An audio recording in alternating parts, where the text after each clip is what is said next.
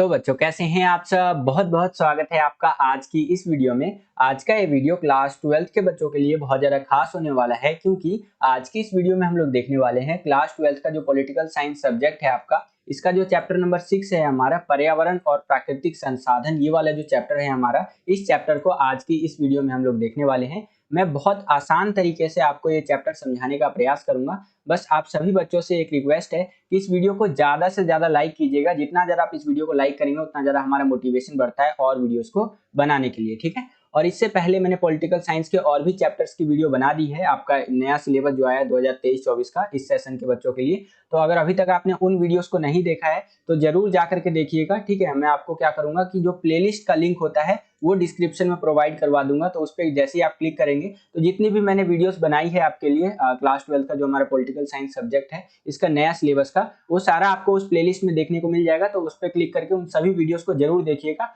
बहुत मजा आएगा आपको चैप्टर समझने में और काफी इंपॉर्टेंट है आपके बोर्ड एग्जाम्स के लिए, आने वाले एग्जाम्स के लिए, ठीक है। तो उन वीडियोस को भी जरूर देखिएगा। चलिए आगे चलते हैं। अगर अभी तक आपने मुझे इंस्टाग्राम पे फॉलो नहीं किया है तो वहां पर भी जरूर फॉलो कर लीजिएगा। आपके जो भी डाउट्स होते हैं वहां पर मैं 1 to 1 सॉल्व करने का प्रयास उसका करता हूं, ठीक है। जो भी आपके डाउट होते हैं सिंपली आप मुझे मैसेज कर दिया कीजिए, जैसे ही मुझे समय मिलेगा मैं आपको उसका रिप्लाई कर दिया करूंगा, ठीक है। इंस्टाग्राम पे फॉलो करने के लिए सिंपली आपको इंस्टाग्राम पे सर्च करना है जाकर के जय झा 07। ये जैसे ही आप सर्च करेंगे मेरा आईडी आपको देखने को मिल जाएगा, आप मुझे वहां पर फॉलो कर सकते हैं। अगर अभी तक आपने हमारे टेलीग्राम चैनल को ज्वाइन नहीं किया है तो उसको भी जरूर ज्वाइन कर लीजिएगा। इंपॉर्टेंट आपका पीडीएफ वगैरह जो होता है, नोट्स होता है, ठीक है, या सर्कुलर वगैरह होता है, वहां पर हम आपको प्रोवाइड करवाते रहते हैं। टेलीग्राम चैनल ज्वाइन करने के लिए सिंपली आपको टेलीग्राम पे जाना है और वहां पर लिखना है क्लास 12 सीबीएसई 1 2 3। ये जैसे ही आप लिखेंगे आपको हमारा क्लास 12 का टेलीग्राम चैनल देखने को मिल जाएगा। जरूर ज्वाइन कर लीजिएगा, बहुत ज्यादा फायदा आपको मिलने वाला है, ठीक है। चलिए आगे बढ़ते हैं। यहाँ पर इस चैप्टर को समझने से पहले ये समझिए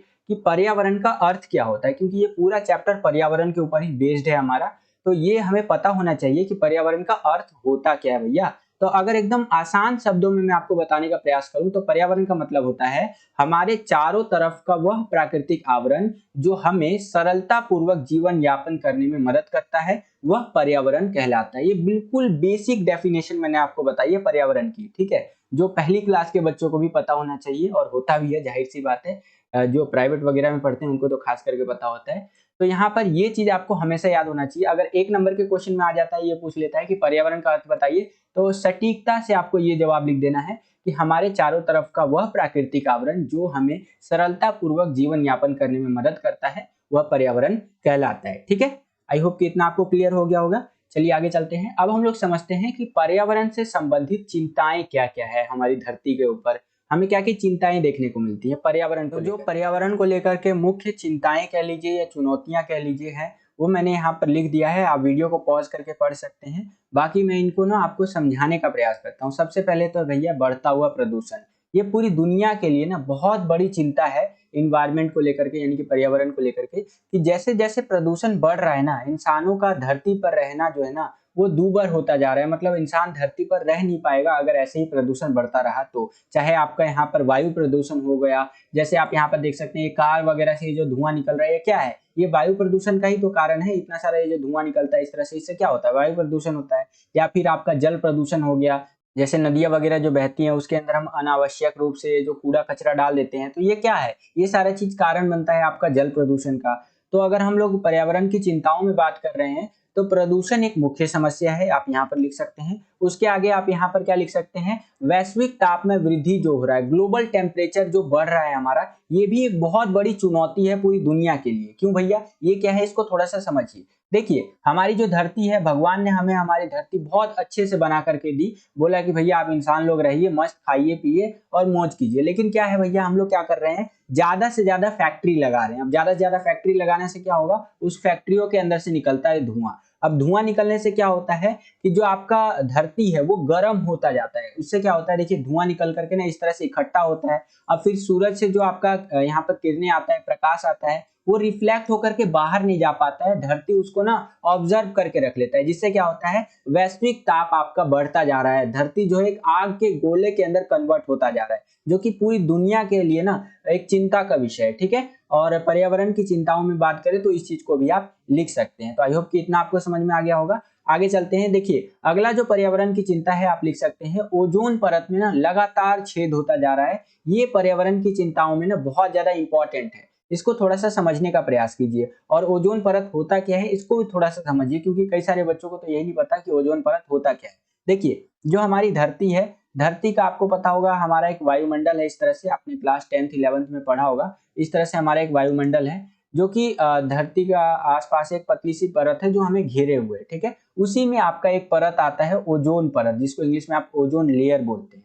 अब इसका काम क्या होता है, ये काफी पतली सी एक परत होती है। इसका काम ये होता है कि जो सूरज से किरणें आ रही होती है, यानी सूरज से जो धूप आ रहा होता है ना, उस धूप के अंदर ना कुछ ऐसा आपका होता है किरणें यानी धूप कह लीजिए, जो हमारे लिए खतरनाक होता है। हमारी धरती पर जो भी इंसान है या जानवर है, इन सब के लिए खतरनाक है, ठीक है। तो प्राकृतिक रूप से हमें यहाँ पर एक रक्षा कवच मिला हुआ है ओजोन लेयर, जो क्या करता है इसको फिल्टर करके हमारी धरती पर आने नहीं देता है। जैसे हम लोग चाय बनाने के बाद चाय छानते हैं ना, तो छन्नी के अंदर आपका क्या रह जाता है, यहाँ पर चाय पत्ती रह जाता है, और चाय जो होता है यहाँ पर हमारे यहाँ पर जो भी गिलास होता है उसके अंदर आ जाता है। तो उसी प्रकार से धूप जो आता है सूरज से, वो फिल्टर होकर के हमारी धरती पर आता है। क्यों? क्योंकि ये जो ओजोन लेयर है ना, एक फिल्टर का काम करता है, ठीक है। यहाँ पर एक छन्नी का काम करता है। लेकिन क्या हो रहा है, इंसानों द्वारा इतना ज्यादा जो है क्लोरोफ्लोरोकार्बन जो है छोड़ा जा रहा है कि इस ओजोन लेयर में छेद होता जा रहा है, ठीक है। अब ओजोन लेयर में जैसे जैसे छेद हो रहा है, तो सूरज से जो हानिकारक किरणें आ रही है वो धरती पर डायरेक्टली आ जा रही है, वो फिल्टर तो हो नहीं पा रही है, जो कि बहुत ज्यादा दिक्कत की बात है भैया। अब आप बोलेंगे कि सर जी CFC क्या होता है, इसको थोड़ा सा समझा दीजिए, ठीक है। और ये ओजोन लेयर में छेद क्यों हो रहा है, इसको थोड़ा सा समझा दीजिए। तो इसको थोड़ा सा समझने का प्रयास कीजिए। देखिए ओजोन लेयर मस्त हमारा चल रहा था, लेकिन क्या हो गया कि हम लोगों ने ज्यादा से ज्यादा इस्तेमाल करना शुरू कर दिया। आपका फ्रिज वगैरह, यहाँ पर घरों में आजकल तो आम बात हो गई है, सभी घर में जो है फ्रिज हमें देखने को मिल जाता है अमूमन। AC वगैरह कई जगहों पे हमें देखने को मिलता है, या ऑफिस वगैरह में तो खास करके होता है, ठीक है। तो ये सारी चीजें जो हम लोग इस्तेमाल करते हैं, इसके अंदर से निकलता है CFC, ठीक है। एक नंबर के क्वेश्चन में पूछ लेता है कि CFC का मतलब क्या है, तो CFC का मतलब होता है क्लोरोफ्लोरोकार्बन, ठीक है। ये एक प्रकार का गैस होता है जो आपका क्या करता है, आपका ओजोन लेयर में ना छेद करने का काम करता है, ठीक है। ओजोन लेयर को एक तरह से फाड़ देता है, जिससे क्या होता है, हानिकारक किरणें धरती पर आ जाती है। और हानिकारक किरणें जो धरती पर आती है ना, उससे इंसानों को भी बहुत ज्यादा हानि हो रहा है। यहाँ पर इंसानों को आप देखेंगे कई सारे इंसानों को स्किन डिजीज होता रहता है। ये मैंने एग्जाम्पल के लिए इमेज लगाया है यहाँ पर, ठीक है। यानी कि आपका चर्म रोग वगैरह हो गया, या आप देखेंगे कम उम्र में जो बाल पकने लगते हैं बच्चों के, या और भी बहुत सारी समस्याएं आ रही हैं। तो ये क्यों आ रहा है, क्योंकि ओजोन लेयर में लगातार छेद होता जा रहा है। तो अगर आप भी जो है फ्रिज वगैरह का इस्तेमाल करते हैं, तो थोड़ा सा भैया कंट्रोल कीजिए। कंट्रोल क्या कीजिए कि भैया मटके वगैरह का पानी ज्यादा प्रेफर कीजिए, और फ्रिज वगैरह का मतलब पूरी दुनिया को वैसे तो ये सोचना चाहिए कि अगर इससे दिक्कत हो रहा है तो उसको कम करने की जरूरत है, ठीक है। तो ओजोन परत में ये जो हमारा छेद हो रहा है, या कह लीजिए छिद्र हो रहा है, ये भी पर्यावरण की चिंताओं में या समस्याओं में प्रमुख है, ठीक है। आई होप कि इतना आपको समझ में आ गया होगा। पर्यावरण की चिंताओं में एक चीज आप ये भी लिख सकते हैं कि पीने योग्य जल की मात्रा में लगातार कमी होती जा रही है, ठीक है। अब आप बोलेंगे कि सर जी क्या बात कर रहे हो, पानी तो इतना है हमारे धरती पे कि हमारी धरती को यहाँ पर क्या बोलते हैं, नीला ग्रह भी बोलते हैं। आप बोल रहे हो कि सर जी पानी की कमी हो रही है। तो देखो भैया यहाँ पर थोड़ा सा समझने की जरूरत ये है कि जो हमारी धरती पर जितना भी आप पानी देख रहे हो ना, ज्यादातर पानी जो है हमारी धरती पर, वो पानी तो है भैया यहाँ पर समुद्रों का पानी। समुद्रों का पानी जिसको आप पी नहीं सकते हो, खारा पानी होता है, ठीक है। और यहाँ पर पीने योग्य जो पानी होता है, जिसको आप ड्रिंकेबल वाटर बोलते हो, वो है हमारी धरती पर 0.0006%, इतना, यानी कि 1% जो आपका होता है, 1% से भी कम हमारे पास पीने का पानी है। सोचिए। अब आप बोलेंगे सर जी इतना पानी का क्या फायदा जो हमारी धरती को नीला ग्रह बोलते हैं। तो यही तो कुदरत का करिश्मा है भैया, कि इतना पानी होते हुए भी इंसानों को केवल इतना ही पानी मिल रहा है कि वो अपना जीवन जी सके। ये जो नदियां वगैरह में आप पानी देखते हैं ना, ये होता है मीठा पानी, ग्लेशियर वगैरह का जो पिघल करके आता है, ठीक है। तो इसीलिए आज से पानी बचाना शुरू कर दीजिए, एक भी बूंद पानी वेस्ट मत कीजिए। सेव वाटर, क्योंकि भविष्य हमारा पानी ही है, ठीक है। चलिए आगे चलते हैं। ये हो गया आपका पर्यावरण की चिंताओं के अंदर। और देखिए लगातार हम अपने पानी को गंदा करते जा रहे हैं। जो पीने योग्य पानी है, पीने योग्य पानी मैंने आपको बताया ग्लेशियर्स का पानी जो पिघल करके आता है नदियों में से, वो हम पी सकते हैं। तालाब वगैरह का, झील वगैरह का, इस तरह का जो पानी होता है वही ड्रिंकेबल वाटर होता है। उसमें भी क्या है, हम कूड़ा कचरा डालते जा रहे हैं, जिससे कि क्या हो रहा है कि वैसे ही पीने योग्य पानी हमारे पास कम है और वो और कम होता जा रहा है। तो ये भी पर्यावरण की चिंताओं के अंदर आप लिख सकते हैं। ठीक है, एक चीज और यहाँ पर हमें देखने को मिल रही है कि कृषि योग्य भूमि जो है ना, उसमें हमें लगातार कमी देखने को मिल रही है। यानी कि ऐसा जमीन जिस पर खेती किया जा सकता है ना, वो लगातार कम होता जा रहा है। ऐसा क्यों? क्योंकि आप देखेंगे जहां पर खेती होता था, आज वहां पर होटल बन गया है इस तरह से, ठीक है, या घर बना लिए गए हैं। तो इससे क्या हो रहा है, जितनी जमीन पर खेती हुआ करती थी वो कम होता जा रहा है। और ये भी बहुत बड़ी चिंताओं में से एक है, क्योंकि भैया देखो, आप घर बना लोगे, होटल बना लोगे, रिजॉर्ट बना लोगे, ठीक है, रिजॉर्ट वगैरह बना लोगे, लेकिन आपको खाना तो चाहिए ना। ह्यूमन खाना तो खाएगा ना भैया, इंसान को खाना तो चाहिए। तो वो कहाँ से लाओगे? वो हवा में से तो नहीं आएगा, उगाओगे तो इसी जमीन पे। तो उसमें कमी हो रही है। तो पर्यावरण की समस्याओं में ये चीज भी आप लिख सकते हैं कि जो आपका कृषि योग्य भूमि है उसमें कमी होती जा रही है। ठीक है, कई जगह तो आप देखेंगे भूमि बंजर हो गई हमारी। ठीक है, इस तरह से और भी बहुत सारी चीजें हैं। तो ये चीजें भी आप पर्यावरण की समस्याओं में लिख सकते हैं। ठीक है, आगे चलते हैं। अब यहाँ पर एक पॉइंट आता है, लास्ट पॉइंट, सीमित संसाधन। हमारी जो धरती है ना, उस पर जो रिसोर्सिस है वो तो लिमिटेड है, लेकिन क्या हो रहा है यहाँ पर, हमारी जो आबादी है, हमारी जो पॉपुलेशन है धरती की, वो लगातार बढ़ रही है। अब लगातार जब यहाँ हमारी धरती पर पॉपुलेशन बढ़ रही है, तो जो हमारी धरती पर यहाँ पर संसाधन है, रिसोर्सिस है, उस पर और ज्यादा जोर पड़ रहा है। ठीक है, मान लीजिए एग्जांपल देता हूं कि आपके पास यहाँ पर पानी है। पानी कितना है? 100 लीटर है। कितना है? 100 लीटर है यहाँ पर। और 100 लीटर को पानी जो है यहाँ पर, उसको 10 लोग पी रहे हैं। कितने? 10 लोग पी रहे हैं। और वही 10 लोग अगर इस 100 लीटर पानी को पीते हैं तो कम टाइम में खत्म होगा। ठीक है, और अगर इसी 100 लीटर पानी को 100 लोग पीते हैं, 100 लोग अगर एक एक लीटर भी पिएंगे, तो एक ही बार में आपका ये जो 100 लीटर पानी है वो खत्म हो जाएगा। तो कुछ इसी प्रकार से आप हमारी धरती के संसाधनों को समझ सकते हैं। हमारी जो प्यारी धरती है, इस पर जितने भी संसाधन है, उसको बहुत तेजी से हम लोग यहाँ यूज कर रहे हैं, क्योंकि जाहिर सी बात है हमारी पॉपुलेशन बढ़ रही है। अब पॉपुलेशन को संसाधन तो चाहिए ना, और संसाधन हम लोग मंगल ग्रह से तो लाएंगे नहीं, चांद से तो लेके नहीं आएंगे कि हाँ भैया चंद्रयान भेज दिया और चलो भैया लेके आ गए वहां से संसाधन। ऐसा तो हो नहीं सकता। बाय द वे, आप सभी को कॉन्ग्रेचुलेशन, हमारे भारत देश ने ये कर दिखाया जो पूरी दुनिया ने नहीं किया। हम यहाँ पर चांद पे पहुंच चुके हैं, और चांद के ऐसे हिस्से में पहुंचे हैं जहां पर आज के टाइम पे कोई भी देश जो है ना सॉफ्ट लैंडिंग नहीं कर पाया, और हमारा जो देश है वो हमारे देश ने ऐसा कर दिखाया। तो आपको गर्व होना चाहिए भारतीय होने पे। ठीक है, अब आपका यहाँ पर एक टॉपिक आता है ग्लोबल कॉमन्स करके। ये क्या चीज है, इसको थोड़ा सा समझिए। देखिए, ग्लोबल कॉमन्स का मतलब होता है ऐसे संसाधन जो केवल एक देश के नहीं होते हैं, वो पूरी दुनिया के होते हैं। ठीक है, जैसे आपका यहाँ पर समुद्र, हमने सब चीज बांट लिया, लेकिन समुद्र नहीं बांट सकते हम लोग। तो ये जो समुद्र वगैरह है, ये पूरी दुनिया की प्रॉपर्टी है, तो इसको बचाने की जिम्मेदारी भी पूरी दुनिया की होगी। उसी प्रकार से हम अंतरिक्ष नहीं बांट सकते भैया, तो अंतरिक्ष भी पूरी दुनिया की प्रॉपर्टी है। ठीक है, उसी प्रकार से आप देखेंगे तो अंटार्कटिका वगैरह जो है वो भी पूरी दुनिया की प्रॉपर्टी है, तो उसे भी बचाने की जिम्मेदारी किसकी है? पूरी दुनिया के सभी देशों की है। तो ये होता है ग्लोबल कॉमन्स, यानी कि किसी एक देश की प्रॉपर्टी ना होना, पूरी दुनिया के सभी देशों की प्रॉपर्टी होना एक तरह से, जिसकी बचाने की जिम्मेदारी भी पूरी दुनिया की है और जिसको इस्तेमाल भी पूरी दुनिया के देश कर सकते हैं। ठीक है, आई होप कितना आपको क्लियर हो गया होगा। आगे चलते हैं। एक क्वेश्चन कई बार पेपर में आ जाता है शॉर्ट क्वेश्चन के अंदर कि क्योटो प्रोटोकॉल से क्या अभिप्राय है। इसको थोड़ा सा समझने का प्रयास कीजिए। देखिए, क्योटो प्रोटोकॉल जापान के शहर में हुए एक समझौते का नाम है, जिसमें ग्रीन हाउस गैसों के उत्सर्जन की कमी के लक्ष्य को निर्धारित किया गया था। ठीक है, यानी कि जापान का एक शहर है, वहां पर इस एक समझौता हुआ, एक ट्रीटी हुआ, जिसके अंदर ये बोला गया कि जो ग्रीन हाउस गैसें होती हैं, यानी कि जो CO2 वगैरह होता है, जो हमारे जो धरती है उसका तापमान बढ़ाता है और प्रदूषण वगैरह इस तरह से फैलाता है, उनको हम लोग यहाँ पर कम करेंगे, उनके उत्सर्जन को, यानी कि हम लोग उसको कम प्रोड्यूस करेंगे।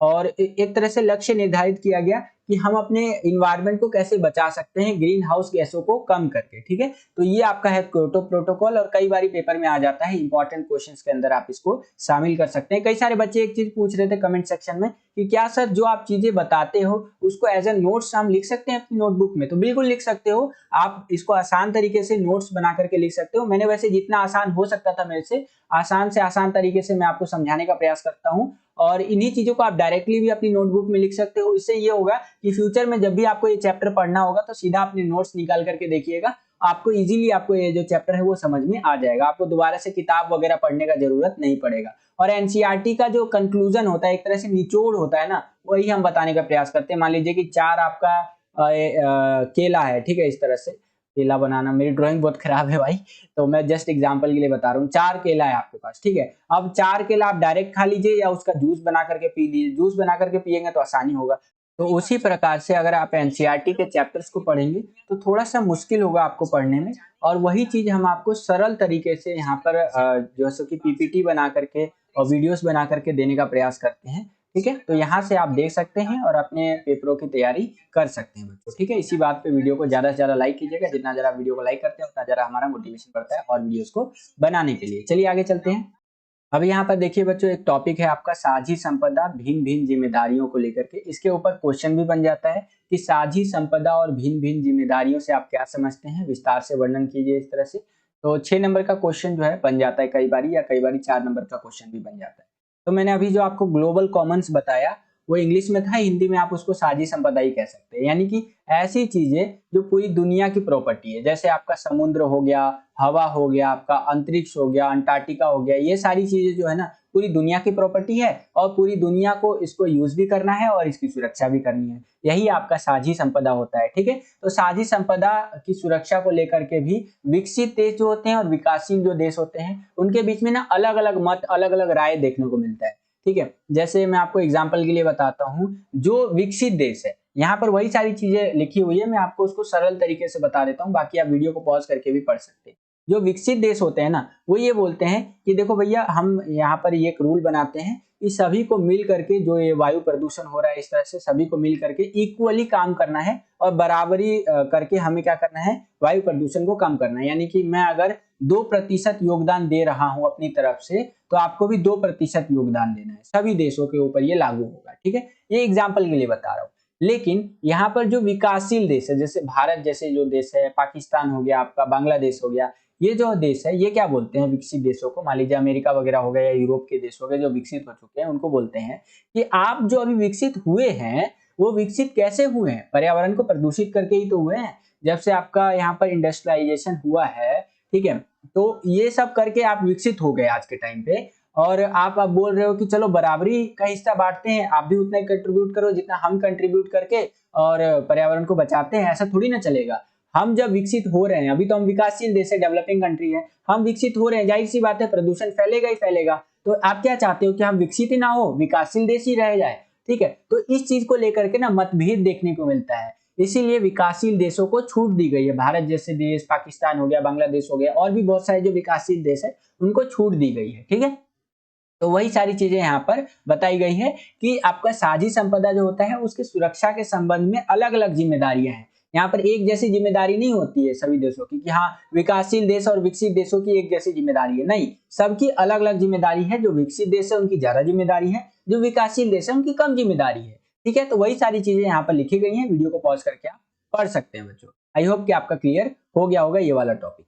इसको भी थोड़ा सा समझने का प्रयास कीजिए बच्चों। यहाँ पर जो दे रखा है कि भारत ने भी पर्यावरण सुरक्षा के विभिन्न कार्यक्रमों के माध्यम से अपना योगदान दिया है। भारत ने भी बहुत सारे ऐसे कार्यक्रमों में योगदान दिया है जिससे कि पर्यावरण को बचाया जा सकता है, पर्यावरण की सुरक्षा की जा सकती है। जैसे 2002 में क्योटो प्रोटोकॉल पर हस्ताक्षर किया एवं जो है सो कि उसके अंदर जो है अनुमोदन किया। भारत ने बोला चलो भैया हम भी ग्रीन हाउस गैस कम करेंगे, इस पर हम साइन करते हैं। आगे देखिए और क्या क्या चीजें हमें देखने को मिली, और देखने को मिला 2005 में G8 यानी कि जो आपका अभी G7 कंट्रीज हो गया है, उस टाइम पे G8 हुआ करता था। इन देशों की बैठक में विकसित देशों द्वारा की जा रही ग्रीन हाउस गैसों के उत्सर्जन में कमी पर जोर दिया, ठीक है। भारत ने बोला कि देखो जो ग्रीन हाउस गैसें जो डेवलप कंट्री फैला रही है, इस तरह से निकाल रही है अपने देश में से, तो उसको कम करने की जरूरत है, जिससे कि क्या होगा, वैश्विक ताप जो बढ़ रहा है यानी ग्लोबल टेम्परेचर जो बढ़ रहा है वो कम हो सके, ठीक है। आगे हमें और क्या क्या देखने को मिला, नेशनल ऑटो फ्यूल पॉलिसी के अंतर्गत वाहन में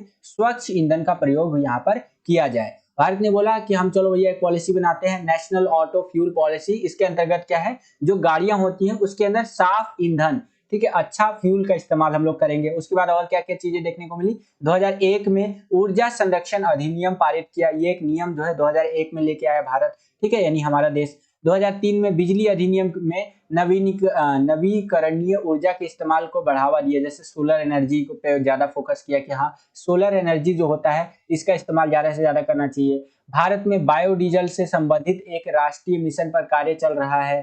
ठीक है, भारत सार्क के मंच पर सभी राष्ट्रों द्वारा पर्यावरण की सुरक्षा पर एक राय बनाना चाहता है। भारत जो है सार्क जैसे जो मंच होते हैं जिसके अंदर आपके भारत और भारत को पड़ोसी देश आ जाते हैं, सभी को ये कहना चाहता है कि पर्यावरण सुरक्षा पर एक राय होनी चाहिए कि हाँ ये चीज होगा तो होगा पर्यावरण को बचाने के लिए। ठीक है, और क्या क्या चीजें देखने को मिली कि भारत में पर्यावरण की सुरक्षा एवं संरक्षण के लिए 2010 में राष्ट्रीय हरित प्राधिकरण यानी कि एनजीटी की स्थापना की गई। ठीक है, तो ये भी आपका भारत की तरफ से एक गुड मूव था। और क्या क्या चीजें देखने को मिली, भारत विश्व का पहला ऐसा देश है जहां अक्षय ऊर्जा के विकास के लिए अलग अलग मंत्रालय है। ठीक है, तो ये भी चीज हमें देखने को मिला। कार्बन डाइऑक्साइड उत्सर्जन में प्रति व्यक्ति कम योगदान, अमेरिका जो है 16 टन का योगदान देता है, जापान 8 टन का योगदान देता है, चीन 6 टन का योगदान देता है और भारत जो है आपका 1.38 टन योगदान देता है कार्बन डाइऑक्साइड या CO2 जिसको आप कह सकते हैं जो निकलता है ना हर देश में से। ठीक है, तो भारत जो है बहुत ज्यादा कम निकालने का प्रयास करता है अपने देश में से, जिससे कि क्या हो यहाँ पर ग्लोबल टेम्परेचर को मेंटेन किया जा सके। और भी चीजें आप यहाँ पर लिख सकते हैं, जैसे भारत ने पेरिस समझौते पर 2 अक्टूबर 2016 को हस्ताक्षर किए और यहाँ पर और चीजें बताई गई है कि 2030 तक भारत ने उत्सर्जन तीव्रता को 2005 के मुकाबले 33 से 35 क्रमशः करने का लक्ष्य रखा है। यानी कि भारत ने ये टारगेट रख लिया है कि कार्बन को हम कम से कम निकालेंगे अपने देश में से। ठीक है, और चीजें बताई गई है COP 23 में भारत वृक्षारोपण व वन क्षेत्र की वृद्धि के माध्यम से 2030 तक 2.5 से लेकर के 3 बिलियन टन CO2 के बराबर सिंक बनाने का वादा किया है। ठीक है, तो ये सारे काम किए भारत ने जिससे कि हम पर्यावरण को बचा सकते हैं और पर्यावरण के संरक्षण में पर्यावरण की सुरक्षा में हमने योगदान दिया है। ठीक है, तो इस तरह से आप लिख सकते हैं। ये था आपका पार्ट 1 वाला वीडियो। आई होप कि आपको समझ में आया होगा। कुछ भी अगर आपको समझ ना आया हो जो मैंने अभी आपको वीडियो में कराया, बेझिझक आप कमेंट करके पूछ सकते हैं। ठीक है, अगर आपको वीडियो पसंद आया है तो इस वीडियो को ज्यादा से ज्यादा लाइक कीजिएगा, अपने सभी दोस्तों में शेयर कीजिएगा और चैनल पर नए आ गए हैं, चैनल को सब्सक्राइब नहीं किया है तो सब्सक्राइब कर लीजिएगा। इसी प्रकार की वीडियोस हम आपके लिए लेकर के आते रहते हैं। जैसे ही आप चैनल को सब्सक्राइब करेंगे बगल में आपको बेल का घंटी या घंटा कुछ भी कह सकते हैं इसका आइकन देखने को मिलेगा, इसको प्रेस करके ऑल पे क्लिक कर दीजिएगा जिससे कि जो भी हम नया वीडियो डाले इसका नोटिफिकेशन सबसे पहले आपके फोन पर आ जाया करे और आपकी जो तैयारी है एग्जाम्स के लिए वो और भी बेहतर से बेहतर तरीके से हो सके। आज के लिए इतना ही बच्चों, मिलता हूं आपसे अगली और एक्साइटिंग वीडियो में। तब तक के लिए खुश रहिए, खुश रखिए सभी को। जय हिंद, वंदे मातरम।